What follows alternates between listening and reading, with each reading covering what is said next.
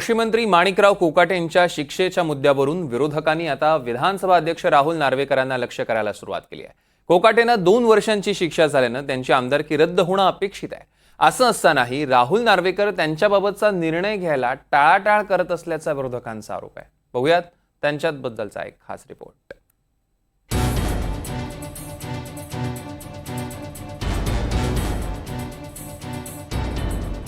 मस्साजोग हत्या प्रकरणातल्या आरोपींशी असलेल्या संबंधांवरून धनंजय मुंडे आरोपांच्या केंद्रस्थानी असतानाच अजित पवारांच्या राष्ट्रवादीचा आणखी एक मंत्री अडचणीत आलाय। बनावट दस्तऐवज तयार करून मुख्यमंत्री कोट्यातली सदनिका लाटल्याप्रकरणी कृषी मंत्री माणिकराव कोकाटे आणि त्यांच्या भावाला प्रत्येकी 2 वर्षांच्या कारावासासह 50,000 रुपये दंडाची शिक्षा ठोठावण्यात आली आहे।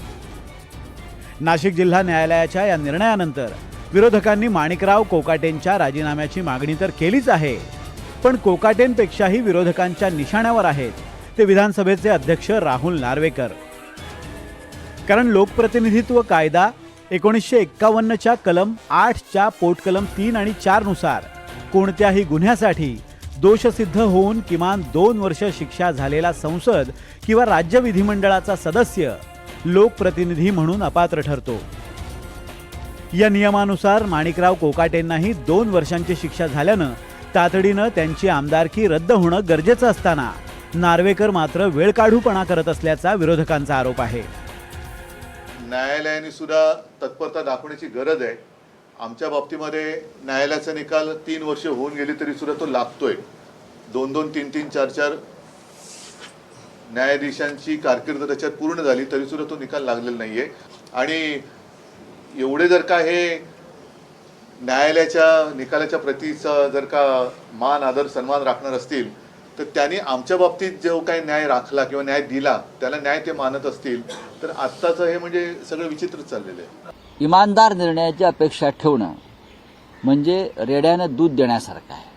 आता कदाचित भाजपचा रेडा दूध देऊ शकेल, त्यांच्याकडे वेगळे रेडे आहेत, ठीक आहे। तर आमच्या बघा, आम्ही विरोधी पक्ष कायद्याच्या चौकटीत मागणी करू शकतो, भूमिका मांडू शकतो, पण आम्हाला माहिती आहे एक बेकायदेशीर सरकार, घटनाबाह्य सरकार विधानसभा अध्यक्षांच्या पाठिंब्याने चाललं, यापेक्षा संविधानाची तुडवातुडव काय असू शकते।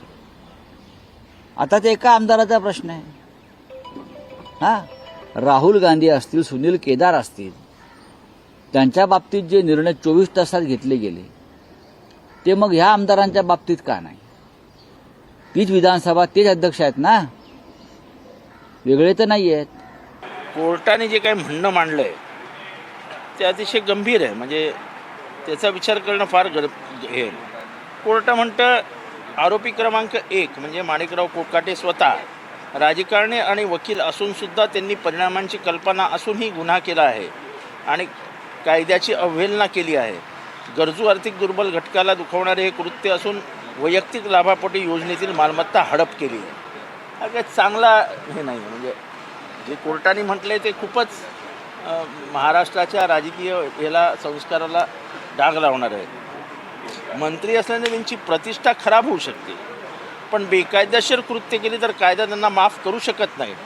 कोणीही असलं तरी फसवणुकीचा गुन्हा माफ करणे योग्य नाही, हा संदेश देणं आवश्यक आहे। विरोधकांच्या या आरोपावर राहुल नार्वेकरांनी मात्र सारवासारव केली आहे। कोर्टाच्या निर्णयाची प्रत विधिमंडळ सचिवालयाला प्राप्त होताच नियमानुसार कारवाई केली जाईल असं नार्वेकरांचं म्हणणं आहे। तर मुख्यमंत्री कोकाटेंबाबतचा निर्णय घेतील असा दावा गिरीश महाजन यांनी केलाय। या संदर्भात जे नियम आहेत, जे इलेक्शन कमिशन ऑफ इंडियानी या संदर्भात ज्या नियम पाठवलेले आहेत त्या सगळ्यांचं पालन करून योग्य निर्णय घेतला जाईल।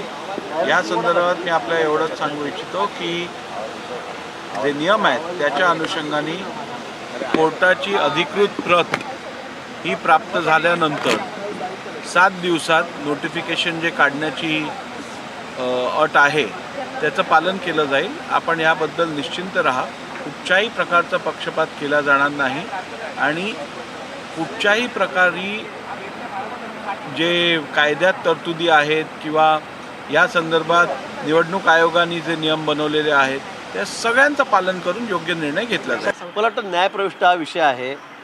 यापूर्वी अनेक लोकांवर आरोप झाले, शिक्षा झाल्यात, त्यांच्या बाबतीमध्ये काय निर्णय झाला, यांच्या बाबतीमध्ये काय निर्णय करता येईल, या बाबतीमध्ये माननीय मुख्यमंत्री महोदय स्वतः लक्ष घालतायत, सगळ्या बाबी तपासून बघतायत.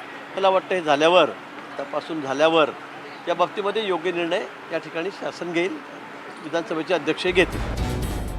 खरं तर शिक्षेनंतर संबंधित लोकप्रतिनिधीला वरच्या कोर्टात अपील करण्यासाठी 3 महिन्यांचा अवधी देण्याची तरतूद लोकप्रतिनिधी कायद्यात आहे. पण राहुल गांधी आणि सुनील केदार यांच्यावर निकालानंतर अवघ्या 24 तासात कारवाई केली गेल्याच्या मुद्द्याकडे विरोधक लक्ष वेधत आहेत. गेल्या वर्षी काँग्रेसचे आमदार सुनील केदार यांना नागपूर बँक घोटाळ्यात 5 वर्षांची शिक्षा ठोठावण्यात आल्यानंतर त्यांना अपात्र ठरवण्यात आलं होतं. तर मोदी आडनावावरून केलेल्या विधानामुळे राहुल गांधींना सुरत कोर्टानं 2 वर्षांची शिक्षा सुनावली होती. त्यानंतर लगेचच त्यांना अपात्र ठरवण्यात आलं.